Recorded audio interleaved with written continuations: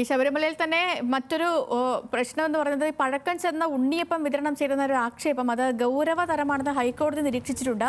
അഭിഭാഷകൻ ഹാജരാക്കിയ ചിത്രം പരിഗണിച്ചാണ് ഹൈക്കോടതി ദേവസ്വം ബെഞ്ചിന്റെ നിരീക്ഷണം. വിഷയം തിങ്കളാഴ്ച പരിഗണിക്കാനും ഡിവിഷൻ ബെഞ്ച് തീരുമാനിച്ചിട്ടുണ്ട്.